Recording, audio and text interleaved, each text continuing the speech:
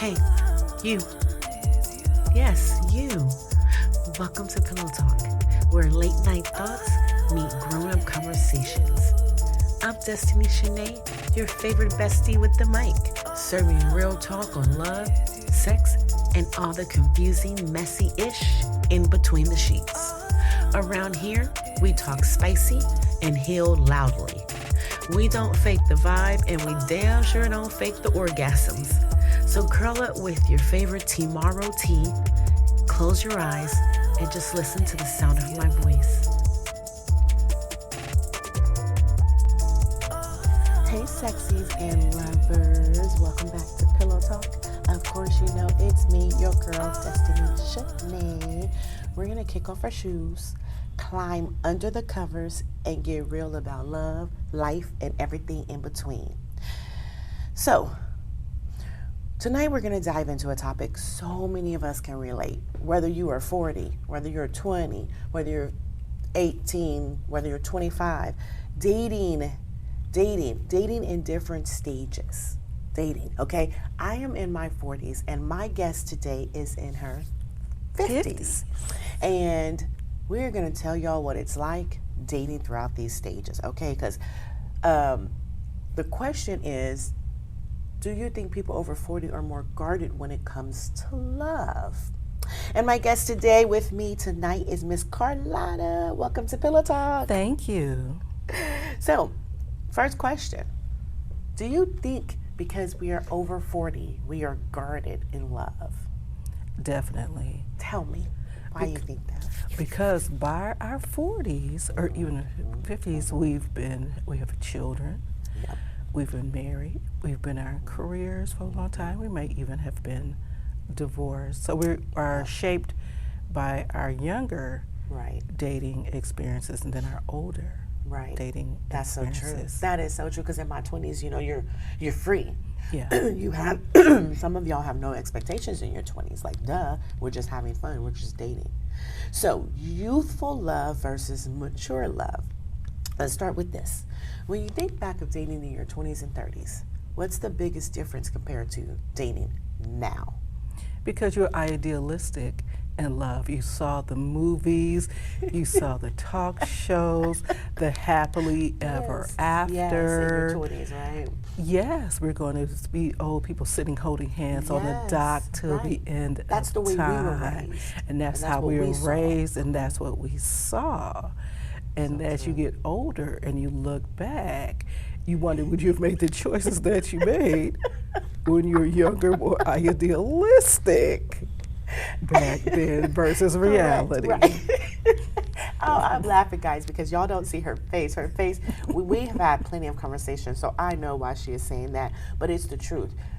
If there was a law that said you cannot date into your 40s, I think this world would be so different because in your 20s and 30s, you're having fun. You're getting the soil, that wild oats or whatever they say. You're getting that out the way. You're not, excuse me, I don't know what's wrong with me.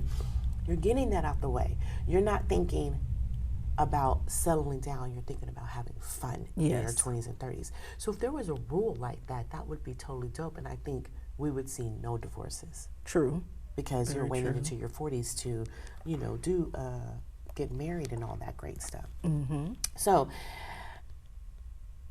I feel like when I was younger, it was about the butterflies and excitement for me. Yes. It was about the, oh my God, this is so new. It's so this, we're going to do this.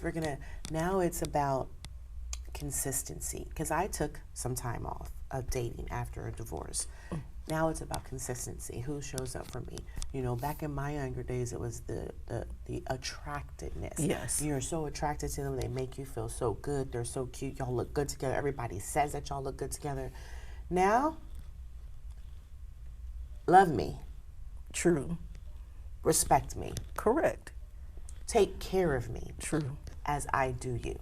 Because it's a woman's thing to nurture. We're nurturing. That's what we do. Yes. So I need a man to be that now that I'm older. Yes. Now that I'm in my 40s, I need a man to do the same thing that I'm doing, if not a little bit more. And I say, everybody always looks at me and go, what? when a man loves you more than you love him, it's going to definitely work. Boom, boom, boom. Thank you. Oh my God, you're the only person that respond like that. You're the only person that because he wants to that. share with you and give you his all. He wants to make sure that you are happy. Hello, do y'all sexually, hear that out there? Physically, spiritually, even though you have to be one with yourself. But at the same time, you know, the more mature, because the man is a little bit more seasoned. He's been through it all as well, especially by the time you're 50s. Correct. You either have by that time you have grandchildren. Right. So you've been married, divorced, maybe So you're more than settled down. maybe more than once, because it's a learning experience. And when you're younger, you're thinking, we're going to be 100% compatible. And then you get in your 50s, like, we're going to be 70, 80% compatible. Correct. It's true. And you've had a little independence. You've been through some things. So the idealism is still there, but the real idealism and realism is there as well. Right. I agree with that. I agree with everything you're saying. And that's so true. People think that you're supposed, all these people right now in their 20s and 30s think they have to experience hard life. That's what they think. You don't have to experience hard life. You can find somebody in your 20s and y'all last for the rest of your life. But that's because everything we're saying here, they just learned that early. They just wanted that earlier. I totally agree. I definitely thought my relationship, you know, let me not lie. I thought when I first met him, my relationship was gonna last with my children's father, my ex-husband. When I met him, and then we got married. I met him in high school, so he's a high school sweetheart. We got married after high school. I think my first year of marriage, I knew exactly this was heading for a divorce. My book for him is called Divorce in the Making, because I want to say I knew probably when I got married it wasn't going to last. And because we got married, because we just had a baby. So that's what was expected of us. True. Although he said he wanted to do this, because he told everybody, y'all aren't going to pressure me into doing anything. I want to marry her. I still think he was pressured as far as the idea of, because he was in church at a young age. And he was conditioned to that is what a man does. He takes care home. And on that note as well, because I got married, but I didn't get married until my 30s. But this was someone I knew for years as well. But I got married 5 months after we saw each other again. Ooh. Yes, on Valentine's Day. Look at you. Must be so romantic. But after we started talking, we really realized it, and I was like, I should have waited. Yeah. You know, but you stay married because of the biblical sense. Correct. Because if you were raised in that type of church environment, because I am the sort of a preacher's kid, the PK. I know. So the idealism that's of a whole nother story. So that's a so whole the nother idealism of getting divorced, you're supposed to stick it out through thick and thin. Correct. Absolutely. Do you stay no matter what? Because that's what more mature and older generations did as well. And you saw them, so it was like a stigma. Your stigma. Stuck it out. You stuck it out. Should I do that? But then with a little more modernism and feminine, we were like, I don't know. I have to preserve self. Absolutely. Preserve myself. And when you have children, they're watching you as well. So you have to be like, is this what I want to show for, you know, for the boys or the girls, you know? So you have to look at that. So I had to think differently. And that led me to the happiest divorce ever. Man, that is so true, though. I had to find, it takes a long time to find yourself. It does. Because you're kind of like doing a therapy on yourself, like, am I doing the right thing?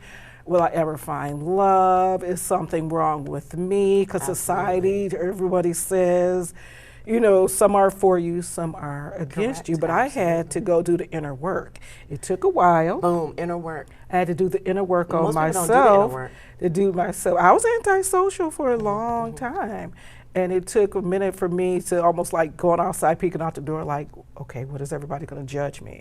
What is everyone going to think about me? And then I had to look in the mirror like, wait a minute, you are awesome. You're amazing. If you can find love that time, once you do the inner work and inner healing and go outside like sunshine. I did that. I'm back. You have to do the inner work. And you're right, I did that. You know, that's so interesting. I know in our talks that we find that we're a lot alike, our worlds and paths cross.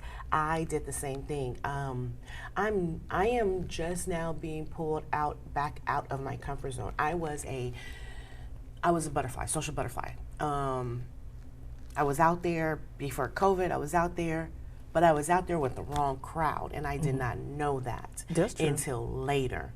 And don't get me wrong, I have my parts in this crowd too, but when I really realized, hold on, I gotta fix me, I became antisocial. I became a hermit, because I did look in the mirror and say, is people gonna talk about me? I actually had 2 divorces. People said, what are they gonna say? So after my second divorce, I became a hermit. But I congratulate you on that. You know why? Thank you. Because the stigma of being married more than once, the fact that you found the strength and you knew yourself and you did the inner work and you said, okay, I know me. Yeah. Your inner happiness, inner peace. Yes. It's better because living with someone is hard. And being a parent, it is hard. It's hard. And then in my stage of life, you know, being a mother, you know, ex-wife, grandparent, so I'm, you know, having to raise a second generation. This is the second generation, so I do have the energy for that, because someone more mature, more health issues. They're ready to retire. They're slowing down, so they can't be as socially butterflyish as, I didn't even think about that. You know, you have to eat differently. You do. You have to sleep differently. You go more doctor's appointments. And that's why I don't date older men. You're right. To do that, so we're all a little bit, like I say, cute on the outside. But on the inside, we're melting. So as we get in our more mature years, you have to look at your 60s, 70s, 80s. Exactly right. We look healthcare. The sexiest conversation is, do you have a 401k and healthcare? I know, y'all's conversations are different. Yeah. So you touched on that. What we were talking about next is your baggage. You know, dating in your 40s and 50s. Like you said, that comes with grandchildren, that comes with grown kids, that comes with ailments, that comes with a lot of things, excessive baggage that you may not have had in your 20s or 30s. How do you navigate that? Need a moment of calm in your chaos? Sip into your peace with Tomorrow, herbal blends for your body and rituals for your soul. Brew slow, sip deep, heal loud. Start your tomorrow today with Tomorrow. You can find Tomorrow online at tea-morrow, morrow.store. Again, you can find Tomorrow online at tea-morrow.store.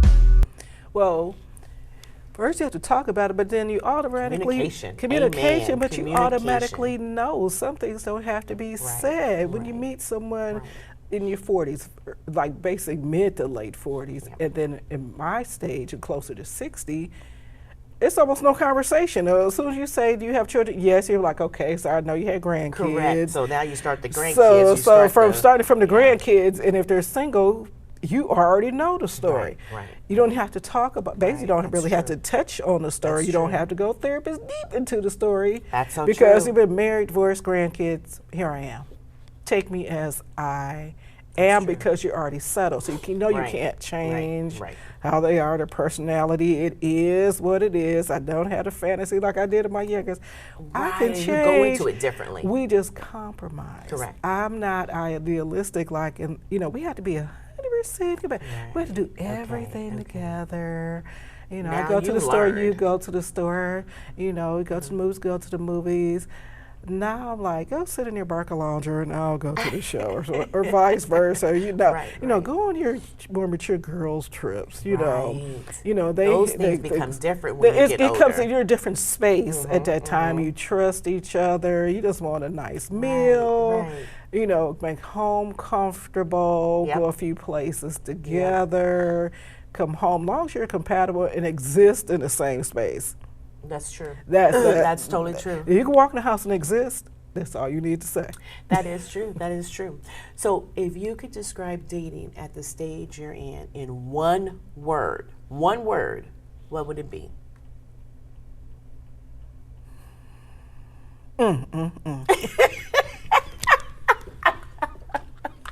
You know, I ain't gonna lie, that is a word. Y'all, that is a word. I don't care what y'all say. That is a word because that is how I feel I am 48 years old, guys.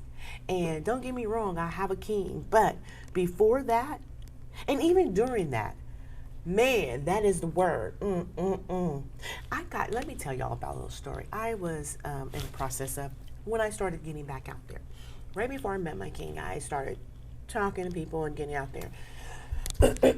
I used a dating app, which we're going to get into that. I met a guy, and the guy matched everything. He's checked everything. I mean, everything, okay? Then he told me he had glasses on one day. And I said, I like your glasses. I said, I used to wear the glasses all the time. And then he says, well, these are also medically prescribed. And I said, well, I can tell because they come on, they transitions and all that stuff. And he goes, no, well, I'm going to end up being blind. I have lots of cataracts in my family. We just have cataracts. And I said, oh, really? And I said, so you're going to do the surgeries and then you can see? And he goes, no, eventually my sight will completely go away. And I was in my early 40s, and I thought to myself, I'm not being mean or rude, but that's not what my life is. I don't foresee my life being your seeing eye dog. I don't foresee me doing that later And on. that's something to consider as well, because I dated a young man. I met a guy around my age, and he was nice and everything, and we were compatible. He had children, but then we started talking more, and he told me about every health ailment known to man. He says, I don't drive. I can't drive. I have bad back, bad feet. Oh, he can't do pitch anything. nerves. He lists out every ailment. He said, yes, we can get together. I can stay home. You can cook my meals. He said, I can never drive. You have to drive me everywhere. He says, you have to rub my back, give me shot injections because, I cry and hurt and in pain every night. All of that. But this was after. Him. But this was after a few months. He was like, but no, I don't praise him. I take my praise back.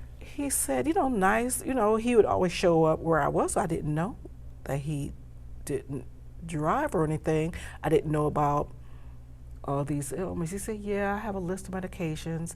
And basically, you have to be my nursemaid because you really can't go anywhere. And I was like, and you said no. No, that's what I'm speaking of, because I'm 57. Right. So looking forward, the same thing with me. Do they want to do the same thing with me as well? And sometimes we don't look at that either. We look at the men like, absolutely. You have all these help, and they're looking at you, but you're not looking at yourself as well, because we're going through menopause.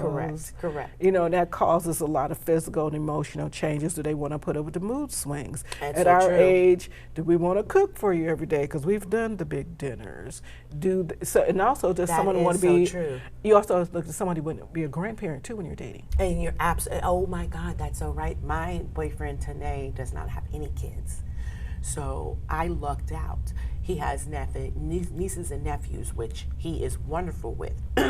He's wonderful with. When he met my adult children, he was wonderful with them. He was like, hey, how y'all doing? You know what? So what you doing? He talked to them like adults. So what are you into? He was like, oh, what are you into? When he found out that my son was into sports, that's something that they can talk about. So when he comes over the house, and he sees my son, they'll talk about whatever. They're on opposite teams. It's so funny. He's from Louisiana.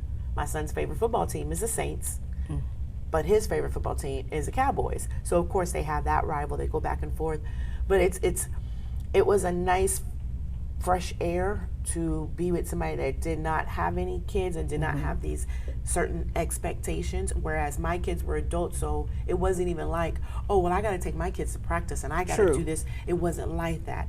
Me and my children we eat dinner and stuff together because, of course, he doesn't live with us. So we still have our traditions in our house because he doesn't live with me. He knows those. So the only tradition I have in my house is me and my kids sit down and eat dinner at 6:45, 7 o'clock. And that's because I try not to eat after 8. So, and we watch a show together. We have our shows. That's our only tradition. Can he join the tradition? Absolutely. And you have to look at that as well, because it's like blended. I come with a tribe.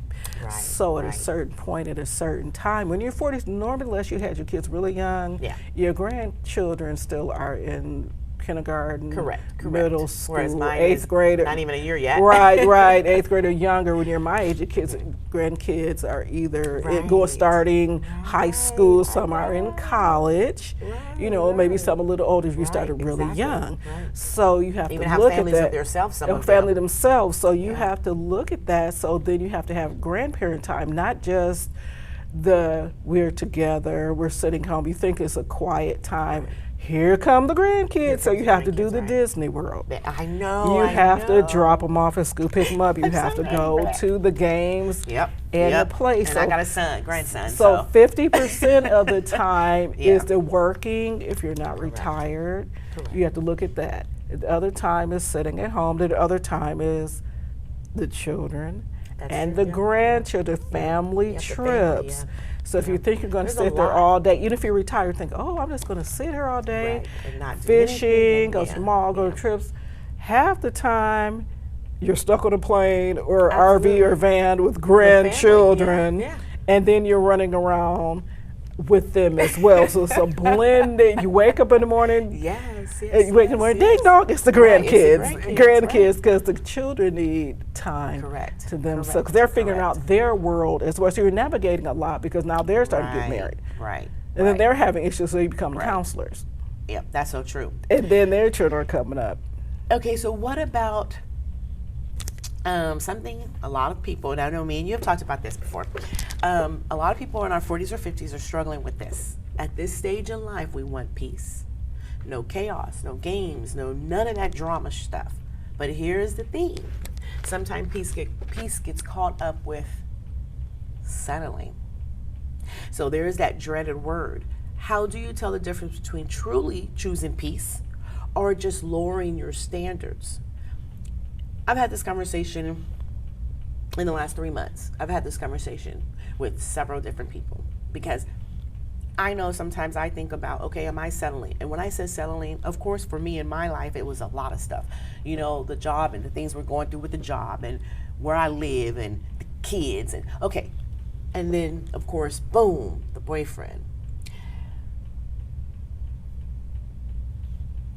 Society started that word, settling. And we all jumped on it and took it negative.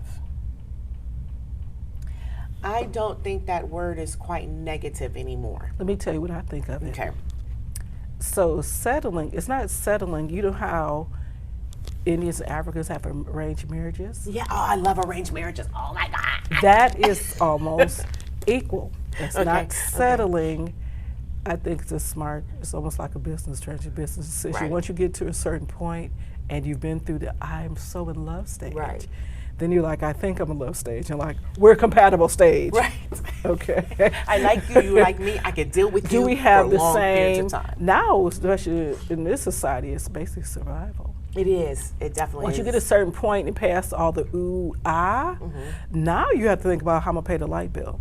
I'm going to pay the gas bill, water bill, car note, car insurance. Can we get along in the household without chaos? Because you're more mature. You look at it a little bit more realistically. Are you compatible? So that's not settling. Not at all. That's just common sense. Thank you. Why would you switch out what society says is beautiful? Idris Elba, to me, Idris Elba is a handsome man. You know, there's a lot of handsome people. But as a person today, could I deal with his life? No. Exactly. And see, that's the thing. Different people comes with different things. Like my life is not hectic. My life just has adult children in it. So my life was straight up adult children. It was all about my children. I had to get somebody that did two things. One, understood that I have children, adult children, which sometimes need a little bit more extra as you have an adult child. But the other thing is, it had to be a balance. He had to understand that I have adult children and they definitely come first. But at the same time, he came in and explained and helped me see that I come first. You come first. Not my adult children. Right. You have to shift your thinking. Correct. As well, because you're trying to do a balance. It's like being on a balance beam or old school seesaw. Correct. The seesaw. So you have to you have to balance that. But when you walk in the door, do you want peace? Do you want that person to be in peace to you and your household? Or vice, not settling, it's called realism. It's called realism, thank realism, because when you're younger, you don't care. Oh, the light bill doesn't have to be paid because I love you. Correct. You know, we can sit in the dark together. We can sit in the dark. Great. Everything. Yeah. People like us together. And your sex may not be greater and amazing anymore, but it's sex. Correct. Because you know you're realistic now. Right. You're like, right. well, you're still sexy to me. And it works for us. You used to get 2 hours of love. You might get 5-10 minutes of love. I'm just saying, but it works. You used to get 10-15 minutes of love, and now you get 2 hours of love. And you be like, hey, you well, got the to be medication now, you know, like a little bit, it can still be great. And you know, I know, and that also goes to my dating older guys, because I'm still active and I still like hiking. I still like doing stuff. Now, the boyfriend I have, so it was a compromise. I'm a walker, I'm a runner, I'm a hiker, I'm an outdoors type of person. My boyfriend is all of that, but his big toe is injured, so the hiking is not too much, or it's slower than what I like to go. Everybody tells me, my son, when we go grocery shopping, we pull up, get out, and by the time I'm at the door, he's still walking. And he tells me, I'm not going to chase you. My son gives me a pep talk every time we go somewhere. Listen to him. I'm not going to chase you. You walk way entirely too fast, and you just do a lot. You just walk fast. And be happy that he likes to do it. And you're right, albeit a little slower. Did I say long? They like to do some of the same thing. You know, and you know this. Correct. He's told you. Yes. And you have to listen, because a lot of times we don't listen to what somebody's telling us, because we hear what we want to hear. As women, we don't listen. And then we sit back and watch how a person moves. Right. And like I say, they don't have to be 100%. You might like to hike, you might like to stay home, but are you compatible inside? Absolutely. The house? And he doesn't mind. He does go hiking. But I know, here's the thing where we compromise. Oh, he loves the outdoors, he'll go. He loves to take pictures of he'll go. I just know we can't be out there for 4 hours like I want to. Right. So you have to look at that and take all wonderful. of that and into it's not settling. Right, it's not settling. Compromise. He's compromised with you. Correct. Because some things, you know, you don't. I can tell you, I don't have to like everything you do. You don't have to like. Absolutely. We can go. That's so true. We can go each other. When I say birthdays, weddings, funerals. You know, just certain places, the store. You know, maybe the grocery store together. But you can sit at home sometimes. I can sit at home. I don't always have to go. You still have to have time for your friends. I never want them to give up their friends. I don't want to give up mine. Absolutely, we can compromise in a lot of things. You know, that's so true. And sometimes all you want is a warm bed, a cooked meal, 401k and health insurance. That's what you know what? And on that note, no, but seriously, it's so true. And you gotta know what you want. Like we said, that distinction. Settling feels heavy. I like compromise. Settling is compromising without joy. Mm-hmm. That's what settling is. Mm-hmm. Settling means you settled and you're not happy about your choice. That means that you did this. But that sounds more like societal pressure. And boom. Because there's a certain age, and if your parents are still alive, how come you're not married yet? What is wrong with you? That person is a good person. You should go ahead and do that, just because society, and you have to look at yourself like, if I'm at inner peace and it doesn't look good society-wise, let me tell you a story why I said that. So I have a best friend. We've been best friends for years. They're single. I'm single. What I didn't know was that my mother told everybody I was getting married. My cousins kept calling me, congratulations on your engagement. I said, what engagement? I didn't know I was engaged. I had 4 or 5 people calling me. The one day I went to work. Don't you love mobs? This person never asked me to marry them. Now, this person, my best friend, talked to them all the time, never said anything about getting married. They never wanted to get married. We talk all the time. They had friends. So one day I go to work, she calls me and sees me and says, I'm mad at you. How come you didn't show up at the courthouse to get married? I said, first of all, I didn't know I was engaged. I didn't know that I was supposed to get married. She was mad at me for a very long time. Well, you've been single too long. And that's the person I said, they never asked me to marry them. So how are you going to marry somebody that you never... I said, we didn't know. I tell you, they said, I never asked her to marry me. We never talked about it. I said, so you told everybody else getting married, you forced me? And I was in my 40s then. So you're going to force me to get married in something I know? Oh, she was very upset. Oh, wow. With me. Oh, yes. I mean, yeah. Really? Mm-hmm. Tell her, but this was not your life.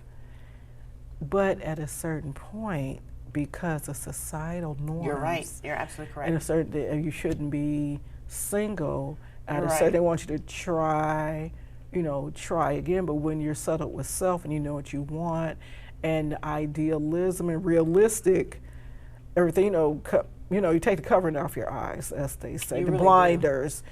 And you're like, what makes me happy? If I'm not happy with myself, I know I can't make someone else happy. Absolutely. And that is so true, because I don't think, and no shade to anybody, but I don't think I should have married the second one.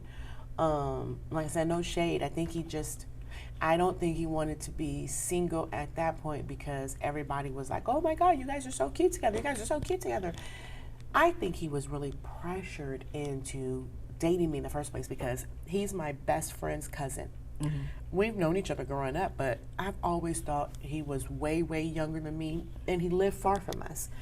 So my best friend got married, and I was in the wedding, and I was walking down the aisle, and I ended up walking with him. Mm-hmm. And everybody was like, ooh, y'all look good together. And of course, he's very attractive, and I thought my same thing. We look good together.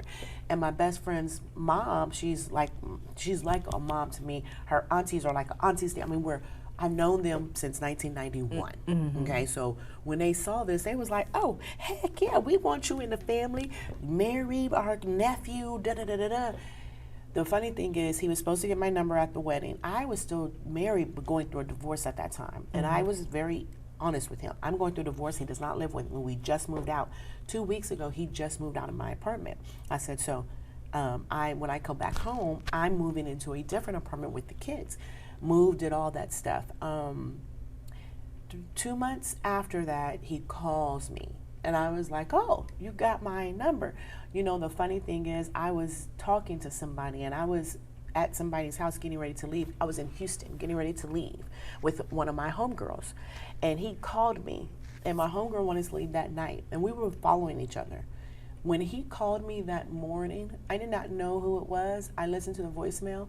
We went to go eat breakfast.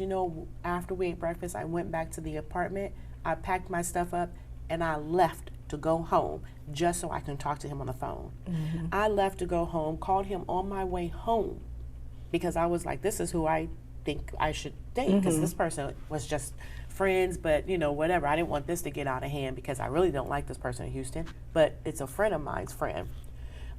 He called me, he answered the phone and said, hey, I can't talk. I think he said, I don't know what he said. I can't talk right now, but I can call you back this afternoon. And I thought to myself, well, dang, I left Houston just to talk to you. But I kept going. And 30 days later, we were together and were never separated. And we got married. And again, it probably should have never happened because he never wanted that. I wish he was honest with himself. Right. He never, ever, ever wanted that to happen that way. And my mom was the one who said it. I have to give praises and give that to my mom because my mom called it before. My mom says, I don't think he wants all this. I think he loves you and I think he likes you and I think you're more of when you're dating, when you see somebody and you're like, oh, wow, I wonder what it's be like to be with them. They fantasize about you. You know how Tom Cruise and Katie Holmes got together. Yeah. Katie Holmes is a kid when Tom Cruise was an adult. Like she said, I fantasized about you. I had a poster of you in my room. I think that was that situation. All throughout growing up, he saw me and liked the idea and knew I was different. And So that's what I really think he liked more than I want to be with you. So it was it was different. Like I said, I don't think we should have ever got together. So he liked the idea of correct. He liked the idea. He liked what he knew of me growing up. Yes. What he didn't realize is I'm grown. Yeah. So therefore I do what I want. And not disrespectfully, but I'm grown now. So you liked me when I was a kid because I was quiet and I was told to be quiet. As an adult, I'm not loud. I wasn't loud. I'm not loud. But if I'm ready to get up and go do something, I'm going to get up and go do something. And that's the difference between, like, say, the 40s and 50s as well. Correct. It's the same thing. Remember, you already have children. Yeah. They're out the house. Yeah. Now you have grandchildren. With grandchildren, slow you down, and then 99% of the time they don't live with you. Correct. So you have a little more independence, and they do too. So it's a little bit, go to work, and some of them are retired, so they got a little more time. So now you're trying to come back together in your 50s, but you've done everything. You've been through it. So that's where the compatibility comes and into. The peace. And the peace in the house. Can you have peace in your house? No drama. No drama. Because you're super independent. Right. You're still fully yourself, but without all the chaos. That's what it feels like to me. Because now I can go to the grocery store. I can take my time. I can go to the mall. And take my time. And don't have somebody call and say, "Oh my God, where are you? What are you doing?" Or can you pick up Jimmy from school because Jimmy has to get out and babysit? No, I could take my time traveling. Correct.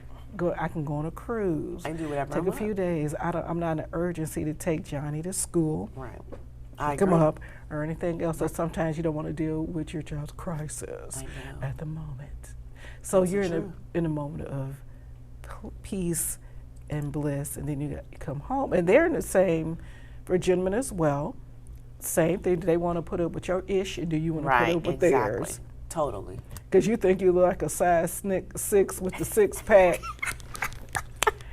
and then you look in the mirror, and the mirror tells you something else. Like, but do they? I'm just saying. But it's the truth, though.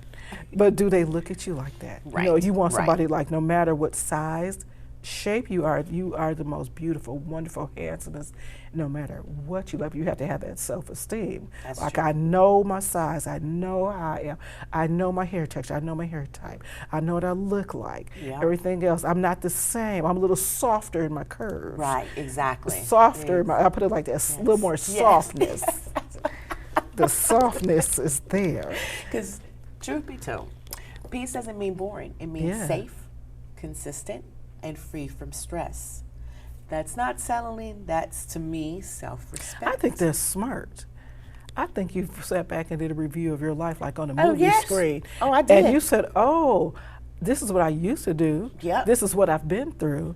And you're blending it, and like, I don't have to go through it, but I want someone to go through it with me. Boom. You still want to sit on the dock of the bay, the holding hands, looking at each other, over coffee, tea, or at my age, ensure.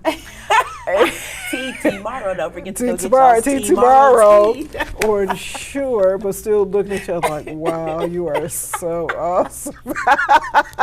See, so you just made me think about that. Y'all, you know what? I'm going to make a tea for us older people. It's just something like an ensure, but just like a little nice energy. Because we need the vitamins and the calmness and the energy.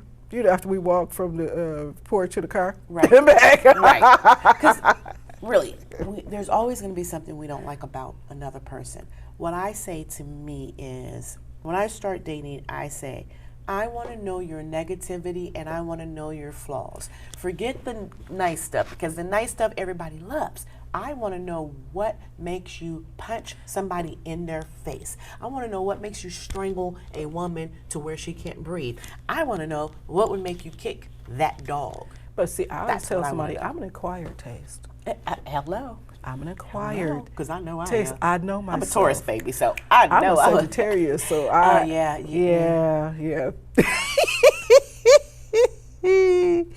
So that's you guys are crazy. Yeah, so I mean, I can shoot you and run after you at the same time.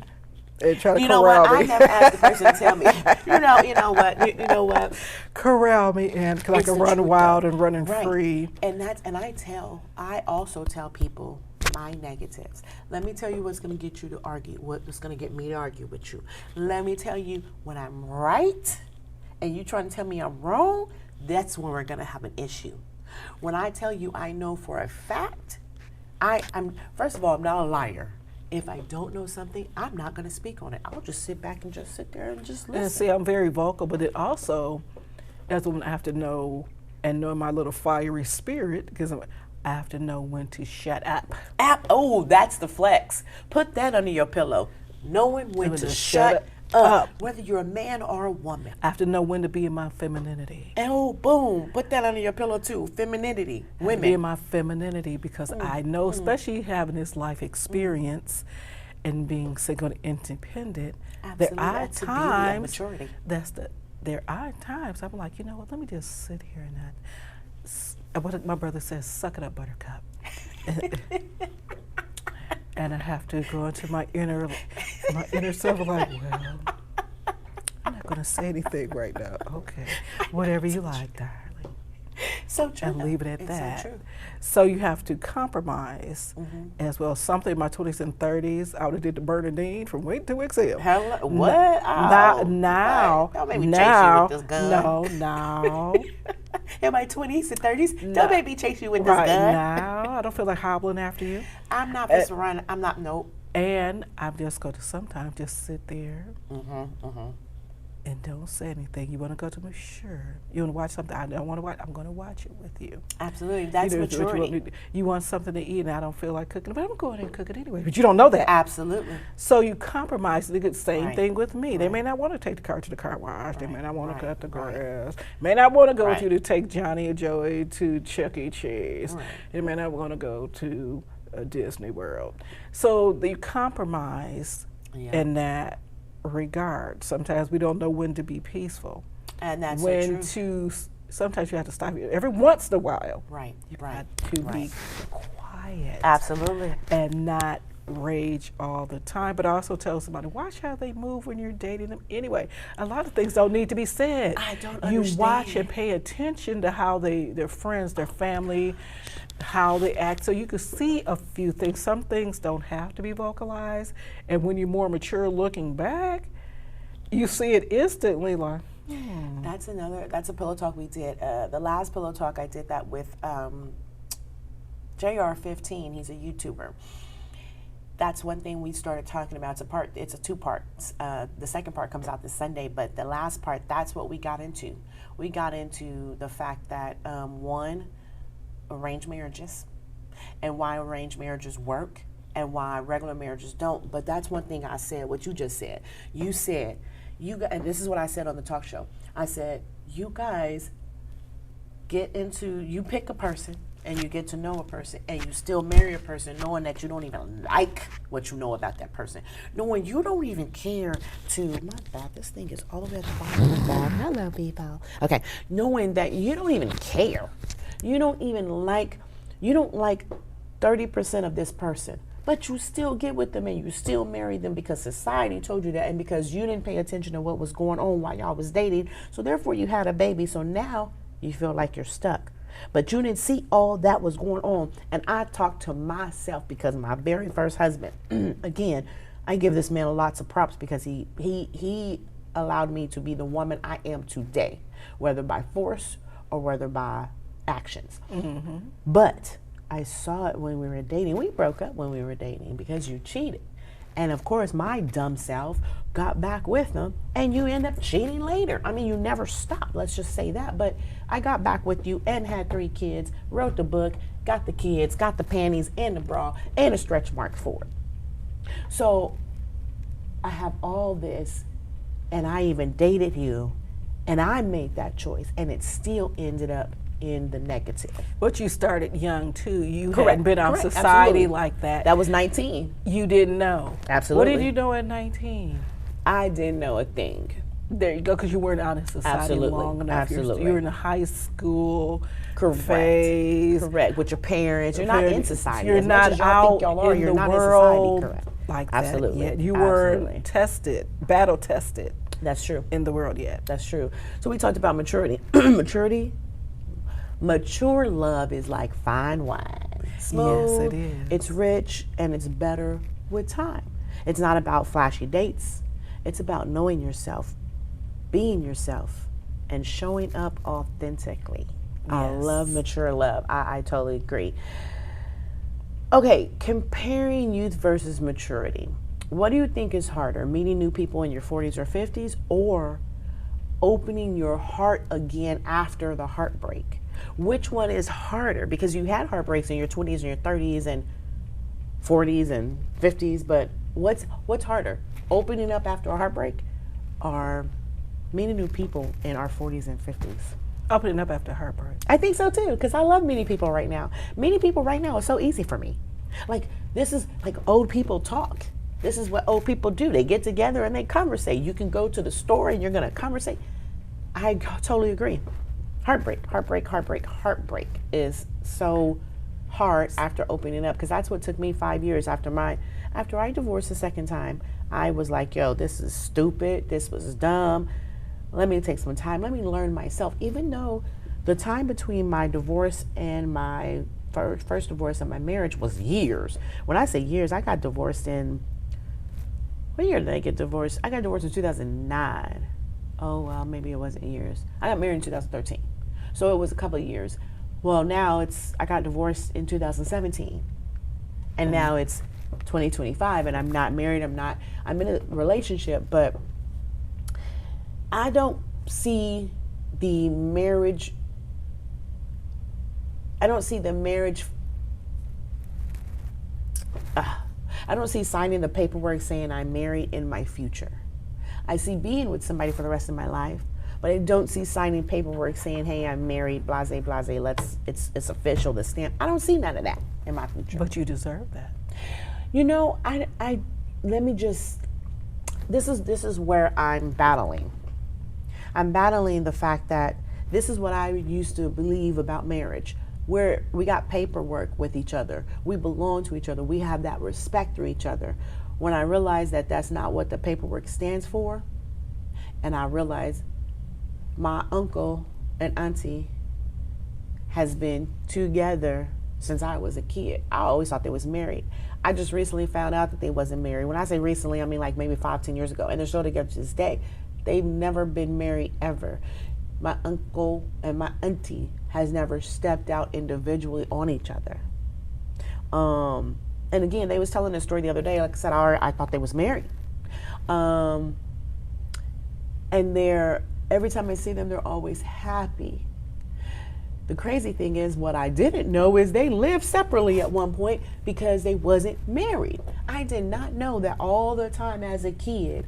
They lived separately until I was 15 years old. And at 15, and the crazy thing is I remember going over to their house and having a housewarming party because I just thought they bought a new house. Never knew that they did not live together the first 10 years of their relationship. When I say they were in a relationship, he'd come pick her up, go take her to work and all that stuff, everything. He stayed the night, all that kinds of stuff, but I never knew that. And I thought to myself, interesting. But again, the paper made me lose $10,000 last time. I refuse to lose $10,000 again. I refuse to lose more than $10,000. Then maybe that's a selfish way of looking at it, but that paper made me lose $10,000 of my own money. Because the paper is a contract, protects you in case something happens to either one of you. It's a societal contract. And that's true. It's a contract because if something happens, it'll pay for your funeral expenses, health insurance, things like that, where you're comfortable. That's basically what it is. If something unfortunately happens, it keeps you protected. I'm gonna still think about it. You know, the house, the car, things like that will protect you. That's because you look at it a little bit. That's true. Differently. Right. That's true. That is so true. Especially nowadays. That's true. I agree. So let's give our listeners some advice. Let's give our listeners some advice. What's the best piece of dating advice you'd give someone in their 40s or 50s who feels like giving up on love? Never give up on love. There's someone out there for you, but always remember, You're not going to get 100%, maybe 70, 80%. Some things you have to compromise, but they have a lot of the qualities that you want, and you get along, and you care about them, and you love them. It'll work. You just have to compromise a little bit because you've lived a bit of life, and they've lived a little bit of life. But that also can make it very interesting as well because you come and blending different experiences. Absolutely. Fun experiences Experiences too, the good, the bad, and the ugly. I totally agree with that. I agree with that because that to me, I'm interested in meeting people now for business reasons, for expansion, and that's just relationships, that's just situationships, friendships. And I don't even mean friend. I mean, that's just situationships. And also in that regard too, think about it. At your 40s and 50s, if you had a business, they success with someone else, they've learned how to have someone else run it. Correct. They know how to run it, successful at it, and enjoy the income, residuals from What do you think about prenups? Prenups? I have no problem with prenups. I think prenups are amazing, and I think everybody should have a prenup regardless if you have $0 to your name or a billion. I think prenups give you, now you're talking about contract. A marriage should be a contract. Now prenup is a real contract. You do this to me, and see, that's so I'm going to throw you a loop. I'm going to throw all y'all a loop. What about doing prenups instead of marriages? I mean, have a marriage, have a wedding. If you want to have a wedding for other people, do all that. But what about having a prenup contract instead of a marriage contract? Not this age of YouTube and TikTok. But see, here's the thing. Prenups hold more weight than a marriage contract. You do know that. I understand that, but remember society.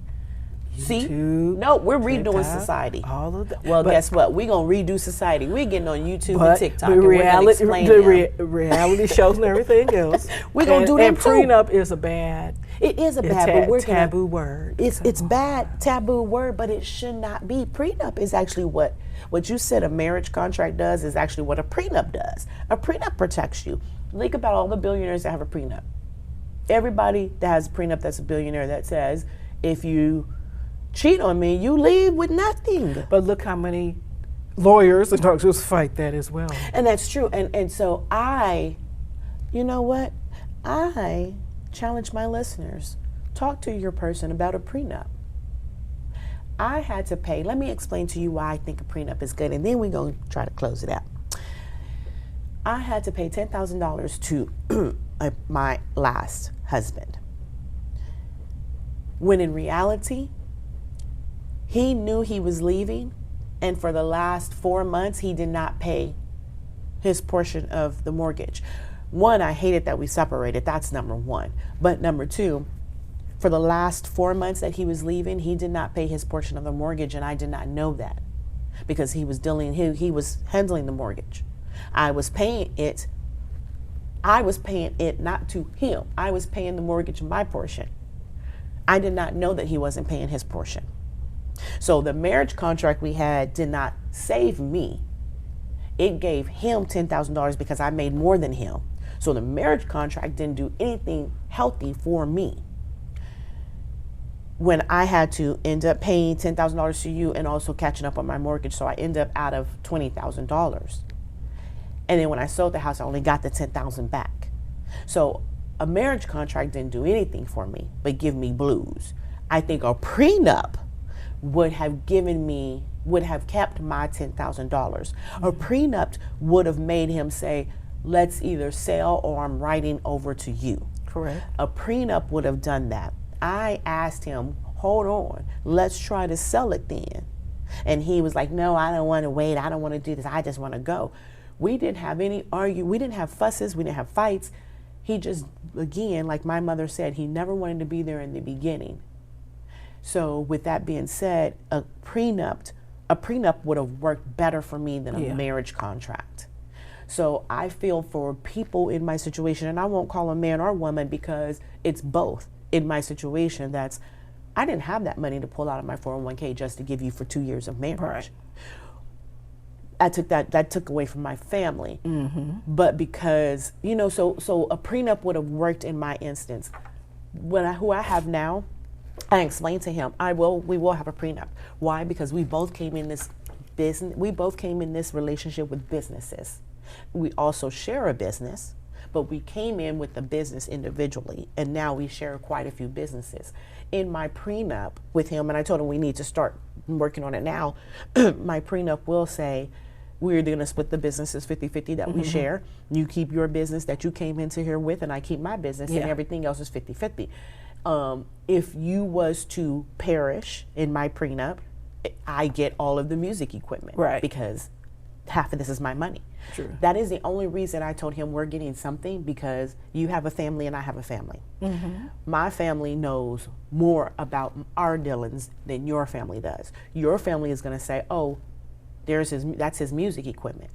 Well, whereas you talk to my family's going to say, well, no, it's not, because here's the receipts of what my mom bought. And when I broke it down to him like that, I think he understood, as far as, okay, you broke it down and I understand, so yeah, that's cool. But his thing is, I know my family and they would never do that to you. You know your family while you're alive. That's true. You don't know how your family will feel when you're you know how past. that goes. And I do, because I have family, and trust me, that's a whole nother podcast. So my family had 2 deaths, and I'm still stuck where I'm at. So let's just, again, so that's what I told him. I explained that he knows about my family, and when I explained that part, then that's when he said, okay, we can do whatever you want to do to protect either one of us. Because I explained to him, our prenup is going to say the same. It goes vice versa. What I go for me goes for you. Like if I passed away, my kids know there's nothing they can do with that equipment. There would be no reason for them to keep any of the equipment. Give it to him. You know what I mean? So, but again, I know my kids. My kids don't want that music stuff. See, your brothers have been in music. Your brothers, your cousins, your family, they've been in music. They may not care about it right now, but if you pass, they may want it. True. So that's the part that prenup, would protect us. A marriage still wouldn't protect us, because y'all could still grab it and not give it to me. So that's the only thing I say about that. But I mean, I like being married. I like belonging to someone. I like having someone belong to me. True. But yeah, I don't know about that kind of stuff. Just marriage. But I agree with you. Don't give up on love and don't chase it. Focus on living your best life.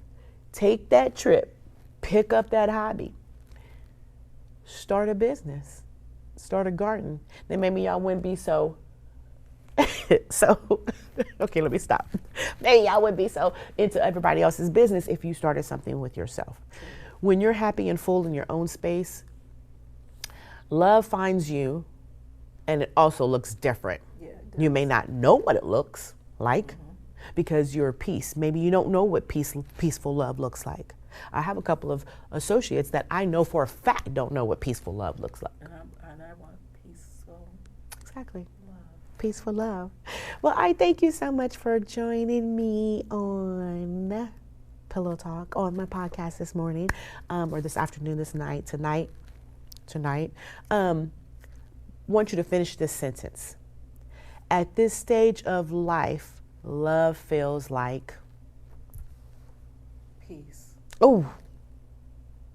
And that's powerful, because to me, peace is period. That's the end. Peace. That's what everybody wants in the end, is peace. I agree. Well, thank you so much for joining me tonight and being open and honest. Dating in our 40s and 50s may look different, but one thing remains the same. We all deserve love. Whether you're finding it, nurturing it, or rediscovering it, remember that it's never too late. Until next time, get cozy, stay true, and keep your heart open. Thanks for cuddling with me tonight, guys.